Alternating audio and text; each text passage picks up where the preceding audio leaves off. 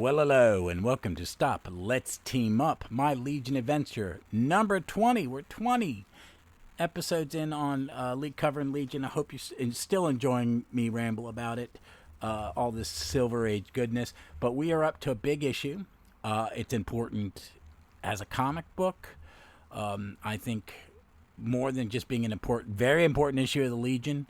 It's a very important issue kind of for me in my discovery of comics and of Legion and of how to appreciate, in the late 1970s to like this style of comic that was very drastically different from what I was reading then and I read now. But let's get started. All right, so we will be covering Action Comics, Adventure Comics 304. The main feature is called The War Between Superboy and Superman. That's by Mort Weisinger, Jerry Seigel, George Prapp, Joe Leterese. And if you're reading on the app, both stories are in it. This issue is available, but the Superboy's in black and white. It looks like it's done from print negatives of some sort. It was very odd to look at it. I'm going to read it after I do this, because I've got a lot on my plate this week. I'm trying to get a bunch of stuff done and then double up next week to get ahead. And going to be working on our first full video one. I think I've picked the subject. I got to play with some things. So probably 2 weeks from now, I will do my first kind of review of a book or a trade or something like that. And we'll do that live with my ugly mug in front of the camera. So just stay tuned for that. But let's get on with today's festivities, which we are covering the second story in this copy of Adventure Comics. Oh, by the way, it is another Kurt Swan, George Klein, Ira Shap cover. I will post the cover, even though it has nothing to do with Legion story, because we had this comic when I was a kid. My brother Huey got this in a back issue, and then another one, which I'll mention at the end. And I read our copy of it before I sold it maybe 100 times. I loved it. So the roll call for this story. This story is called The Stolen Superpowers. It's 11 pages. It's the editor, plotter, Mort Weisinger, plotter, scripter, Jerry Seigel, penciler, inker, Joe Forte, letterer, Joe Leterese. The roll call is Cosmic Boy, Saturn Girl, Lightning Lad, Triplicate Girl, Phantom Girl, Colossal Boy, Supergirl, Brainiac 5, Shrinking Violet, Superboy, Sun Boy, Bouncing Boy, Ultra Boy, and Matter Eater Lad. Chameleon Boy, Invisible Kid, and Mon-El has a little appearance. The main villain of this is Zaryan the Conqueror and his robot henchmen. This is his first and only appearance to date. There is a couple other. Laura Ramirez makes a little. The mermaid makes a short appearance in it. It is 30th Century Metropolis. I don't think they get the date wrong again on this one. There are some big things happen in this, and I'm going to name one at the beginning, and I'm going to name one at the end. But you'll get it when I read the synopsis. Saturn Girl, it's our first Legion election, and Saturn Girl is the winner. Starboy is not in here. Boo. Boo. There's not enough Starboy in some of these early ones, I have to say that, as a Starman and a Starman family. And yes, the he counts because James Robinson's masterpiece said he does. So, the synopsis from the lovely Legion of Superheroes Index. The first to arrive at the clubhouse for the election meeting, Saturn Girl sees the arrival of a crystal capsule containing a mysterious message, which she reads and destroys. Later, she uses her mental powers to force each and every Legionnaire to vote for her, and then orders them to wear special medallions. They're kind of groovy, guys. Saturn Girl then tests each Legionnaire and suspends those who fail, which they all do in the face of their new leader's ridiculously harsh standards. Unknown to them, the special medallions enable her to duplicate their powers, and when the evil Zaryan the Conqueror attempts to attack Earth, she is the only one left to stop him. However, Lightning Lad ignores his suspension and follows her. He destroys Zaryan's ship, but is struck by the villain's freeze ray at the same instant. Saturn Girl brings the dying hero back to Earth, where he explains that Mon-El, watching from the Venom Zone, had read the note she had received, one sent by aliens whom computers had predicted that a Legionnaire would die in the combat with Zaryan. She had then schemed to become the only one to face him and thus sacrifice her life for her teammates. She would have succeeded, but had not Mon-El telepathically revealed her plan to Lightning Lad. Unable to join Mon-El in the zone because of sunspot activity, Lightning Lad dies. Okay, this is a big issue for any comic. Nowadays, a death, a change of leadership, anything like this would be an event. Well, the death would be an event. Leaders come and go in comics. And in these, in other books, other than Justice Society, having Hawkman be the leader, I don't remember as a kid the Avengers having a regular leader until, much later, like Englehart's era. And even really at the end of that, I don't remember the Justice League having a set leader. They would take turns or whatever. But this was a big deal. And Legion elections become a big deal. This is the first. It is not voted on by the fans. The fans eventually are the ones who pick the leaders, which I think is so freaking cool. Because it does kind of change how the story's going. And there's great victories in the later Levitz run. But this is the first time we've had an election, and it's the first time Saturn Girl is elected. And it seems like a silly Silver Age plot. The medallions, the alien message in a crystal ball, Mon-El seeing, and transmitting to, Lightning Lad the information, the woman being a mean leader. I think in the rest of the run she is treated just as a leader, but this could be taken less. At the beginning, it felt, when I read it this time, it felt a little cliche. The mean woman stereo. I don't know. It's just a really 1960s attitude toward women and women in charge. It's never played, it's never played seriously. This one is, but that hit in my head when I was reading it this time. But and then because I hadn't read it in so long, it was, even though I knew it was coming, it really, when he died, I felt it a little bit. I did when I was a little kid and read this, and it was like, wow, they killed somebody, and he's dead. He doesn't come back to life by the end. He doesn't die in the end of the first half and comes back. He's dead. And, and he's one of the original members. We haven't seen the origin yet, so we haven't, all that backstory hasn't been really laid down. He's just one of 20 members that we have right now. But we've just seen, we've seen a few members join. We have Mon-El who's joined but can't be there, so he's out. And now we've had a death. And it was really,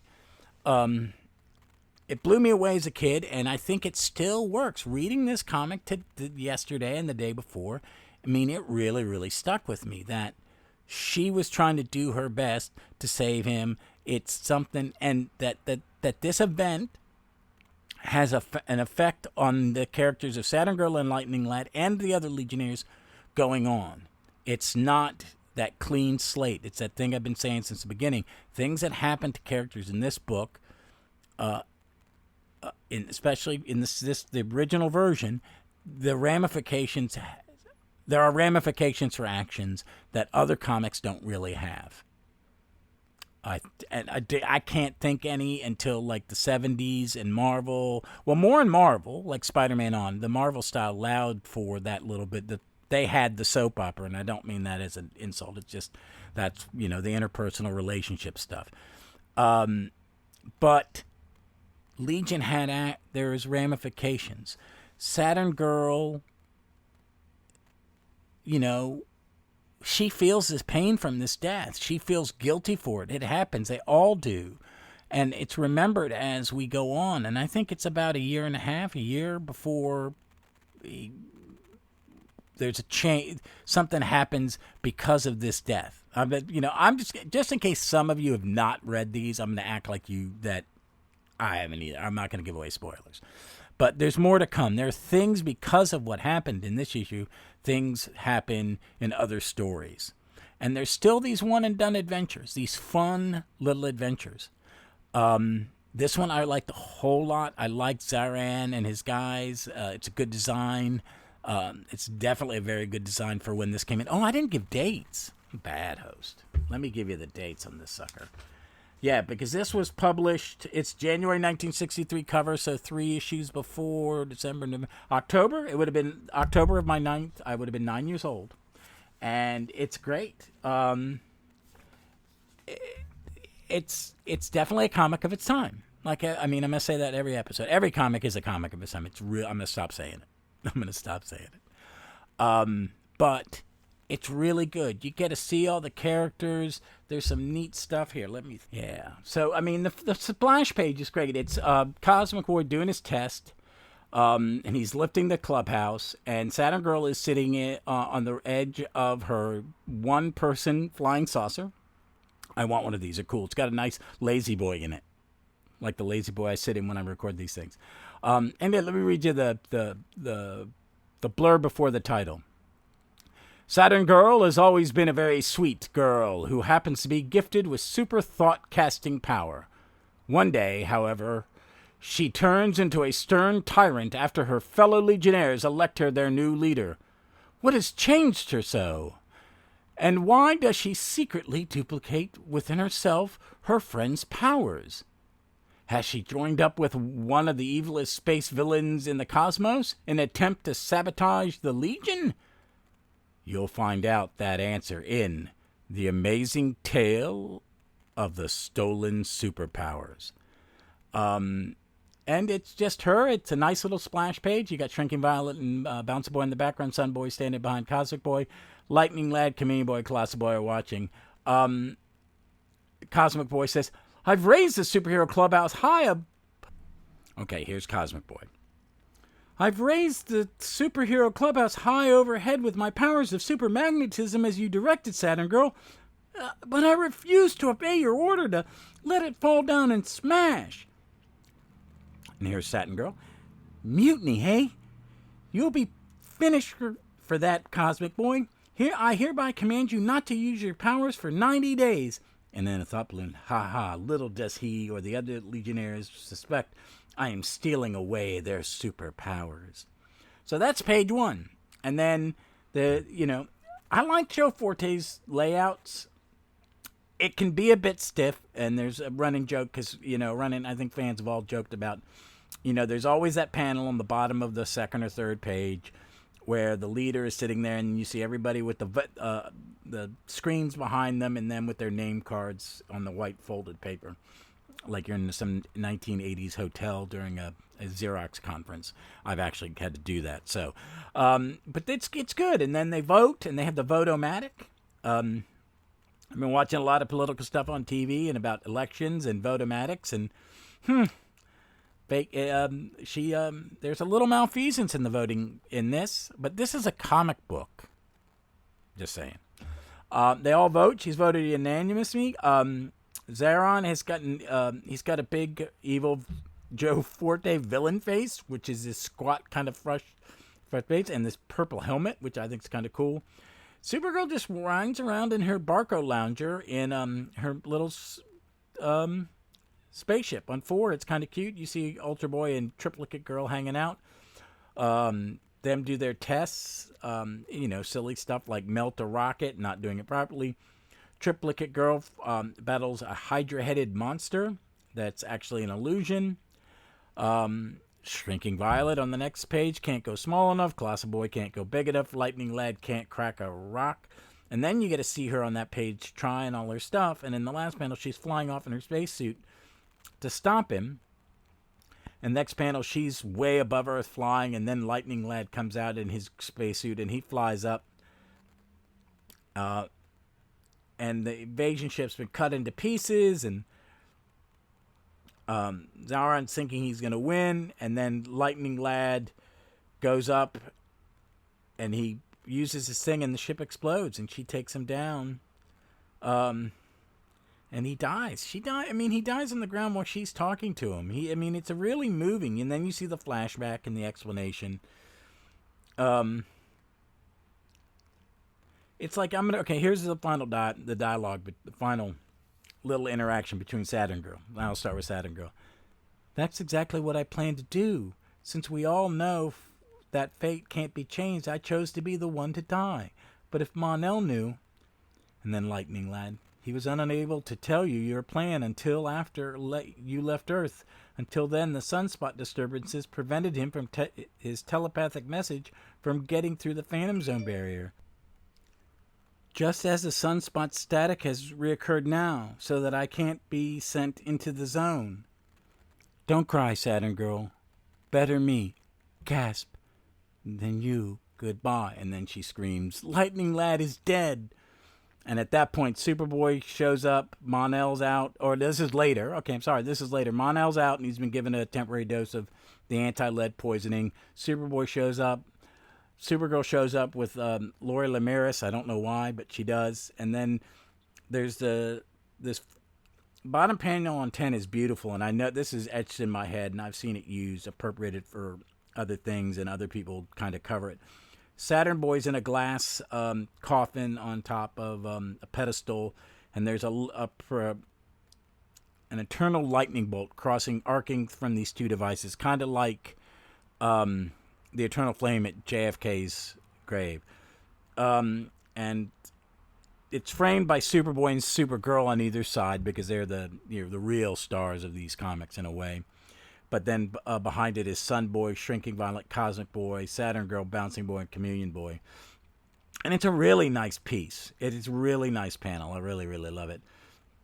And then it shows you on the next page all the planets' flags at half-staff, aliens thinking about them, and there's this image of, an ethereal image of Lightning Lad in the cloud. The final two panel is the statue of Lightning Lad, and it's the first of these many dead Legionnaire statues we're going to see. And in the plaque says, in memory of Lightning Lad, the first Legionnaire to perish in action. And then there's a little scroll in the final panel right before the end card. It says, is Lightning Lad really dead? Separated from his gallant companions for all time? Or is it possible that the super science of the 30th century can restore him to life? See forthcoming issues of Adventure Comics for the surprising answer.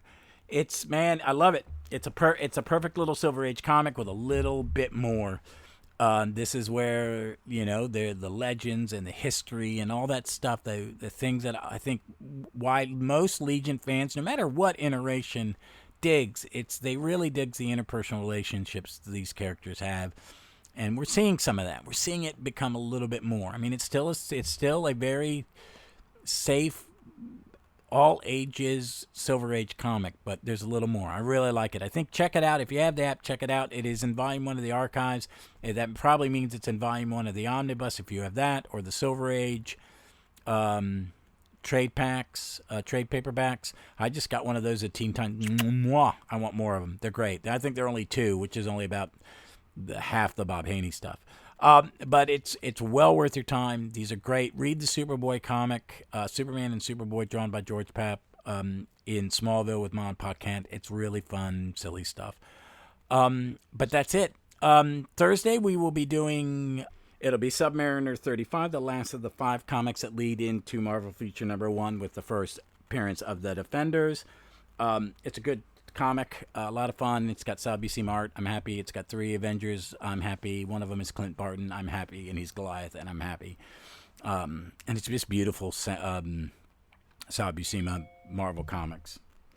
So that's that. And then on Saturday, I have the wonderful Jim Fetters coming back. We're going to record that tomorrow, my time.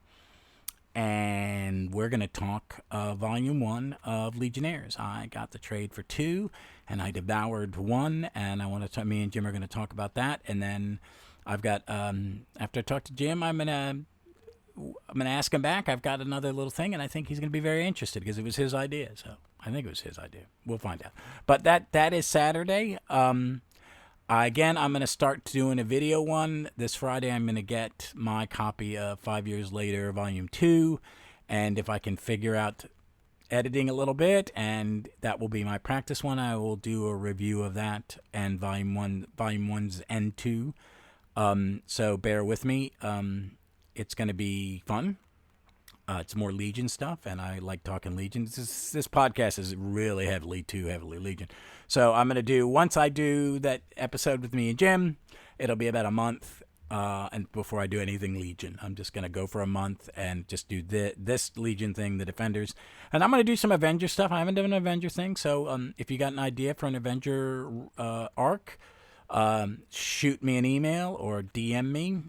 You can email us at Stop Let's Team Up. I'm definitely going to do, I've got another poll going for a few more days, another Team Up issue. I haven't looked, but last time I looked, it was Superman Starman from DC Comics Present, but some people were liking that Brave and the Bold 200 took the Brave and the Bold slot, vacated by 87, and it's Silver Age and Golden Age Batman together, and it's a great comic, so if it wins, I'm happy. But that's it for this week. We'll be back next week with Adventure Comics 305, and that's up to next week. That's all I got planned. So, folks, you can always reach out to us, as I said, at stopletsteamup at gmail.com. You can send me a message or post something on the feed about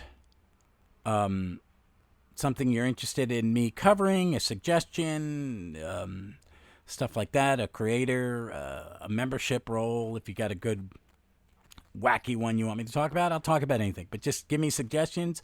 I want you guys to be part of the process. I want you to hear what you want to, talk about.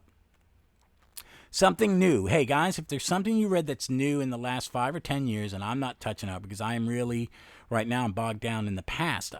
Someone recommended Strange Academy, and I loved it. Give me a suggestion, something I can get digitally, if possible, or is on the app. Give me some suggestions, and I will do it. Something new. I'm reading some new comics, but I'm reading my stalwarts, Avengers and certain things, and a lot of indie comics. There's just so much. I follow as much as I can, and then I read things that I think got creators I like and something that's going to interest me. I just don't have the moolah to buy a lot of floppies, so I wait for suggestions too, because I'm not in the loop on a lot of newer stuff in the last 2 or 3 years, except my Avengers and Legion and some other things. Astro City's back. I got a lot of stuff I read that's non-superhero. So, but reach out to us there. Also, check out Gallifrey's Most Wanted, Doctor Who podcast, or the Runcible Report, which is kind of on a haze, but every week I put down Gallifrey's Most Wanted with Vic, and I will have a guest, and we'll talk the next week, and we'll talk other things. Doctor Who, and Jeff is on when he is available. But check those out. Check out Fantastic Comic Fan. Also, Billy D has a new podcast, or he's covering something. Hold on, I'm going to give you the details. It is called The Bronze Age of Horror Comics, Episode 1, Tomb of Dracula, number 1, with his guest, Scott West, and they cover Tomb of Dracula, number 1. I've listened to the first half. I have not finished because I've had other things, and I got stopped. In the evening, sometimes I listen to a podcast and walk my dog Hugs so she can use the bathroom and stop bugging the hell out of me. And I listened to half of it the other day, and it was fun. I love listening to Billy D talk comics. He's always excited and positive, and it's fun. If he doesn't like it, he says he doesn't like it, but overall he's in comics because it's fun, and that's what we should be doing when we're talking about comics, talking about things we like and don't like in a fun, positive way. It is possible, and Billy D does that hands down. Fantastic Comic Fan, I think he just dropped an interview with the amazing Jennifer DeRoss talking about Gardner Fox's 2 comics, Detective Comics. I think it's the first 2 that Gardner Fox wrote. I'm waiting. That's next in my ear, podcast wise. So check those out. And other than that, just be smart, be safe, be kind, and read a lot of comics.